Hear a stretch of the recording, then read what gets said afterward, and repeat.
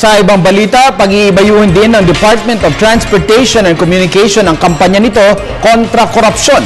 Inihayag ito ni DOTC Secretary Emilio Abaya sa kanyang mensahe sa 111th anniversary ng Philippine Coast Guard.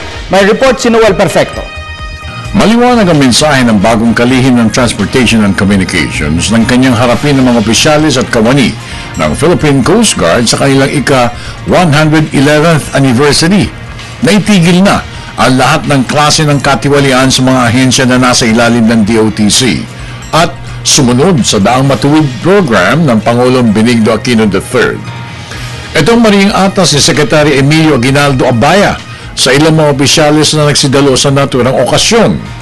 Unang binigyan pansin ng kalihim ang katatapos lamang na investigasyon sa pagbagsak ng twin-engine plane kung saan nasawi si former Secretary Robredo at 2 pilotong kasama nito. Aniya, kanyang inatasan ng mga otoridad ng CAAP, tigil na ang mga nabistong anomalya.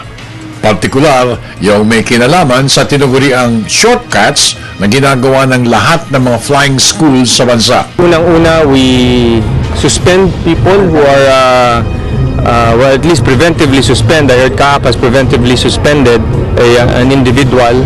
Ang kasunod po niyan ay kapo ay mag-iimbestiga dahil sila ang in charge for determining criminal and administrative liability. Ang mahalaga dito ay ma-enforce at ma-implement yung ating rules and regulations.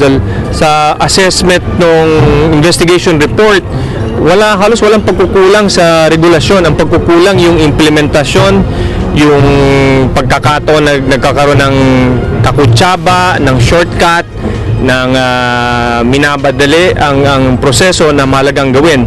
Yun ang lumabas. So paghihigpit at siguraduhin na yung pagkukutsaba at pagsushortcut ay dapat maalis. Dahil dito, muling pinaalalahanan ni Secretary Abaya ang lahat ng mga ahensya na nasa ilalim ng DOT na sumunod at magpatupad to the letter ng mensahe ng Pangulong Aquino at panatilihing maayos ang kalawakan, karagatan, gayon din ang kakalsadahan. Ang instructions na naman malinaw sa lahat ng ahensya ng DOTC, pangunahin yung Daang Matuwid.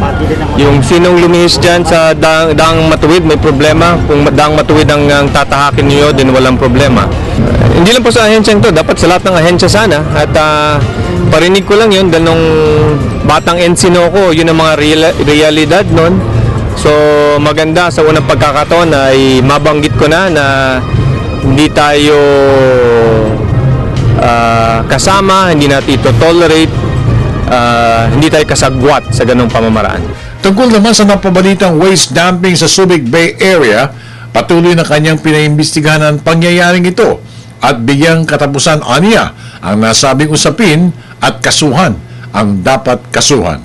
Para sa Telebisyon ng Bayan, ako naman si Noel Perfecto.